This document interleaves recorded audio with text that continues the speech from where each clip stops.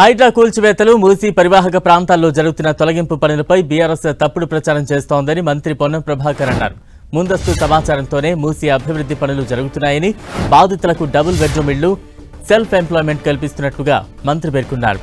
మూసీ బాధితుల పట్ల బీఆర్ఎస్ రాజకీయం చేస్తోందని, అలాంటి ప్రచారాలు నమ్మొద్దంటూ మంత్రి తెలిపారు.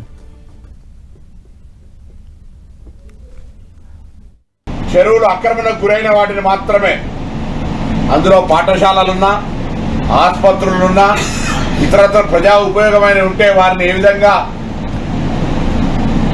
మార్చాలి, ఏ విధంగా దానిని ఆల్టర్నేటివ్ చేయాలని తప్ప వాళ్ళని రోడ్డు మీద పడేసే విధంగా ఎన్ని ఫిర్యాదులకు స్పందిస్తున్నాం.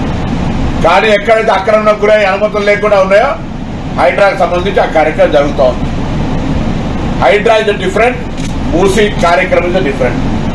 మూసీకి సంబంధించి మూసీ కూడా ఈరోజు మూసీ యొక్క కార్యక్రమంలో కాలువ పరిధిలో, దయచేసి ప్రత్యేకించి గమనించాలి, కాలువ పరిధిలో, కాలువ ఎడమగట్టు కావచ్చు, కుడిగట్టు కావచ్చు, కాలువ మధ్యలో కావచ్చు, కాలువ ఎంకరేజ్మెంట్ కావచ్చు, వాటి మీద అక్రమంగా నివసిస్తున్న వాళ్ళు చాలా కాలంగా ఉంటుండొచ్చు.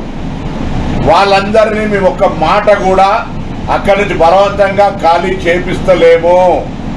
మళ్ళీ చెప్తా ఉన్నాను, మూసీ పేరు మీద ఫేజ్ 1 కింద ఎవరైతే మూసీ బెడ్ ఉందో, అంటే కాలువ కుడిగట్టు ఎడమగట్టు మీద ఆక్రమణకు గురి అయి ఉన్న నివాస స్థలాలలో ఉంటున్న వాళ్ళందరికీ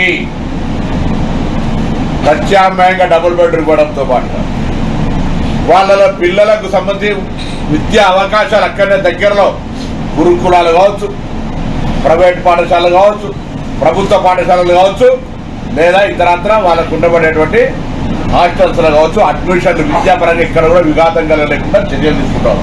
కానీ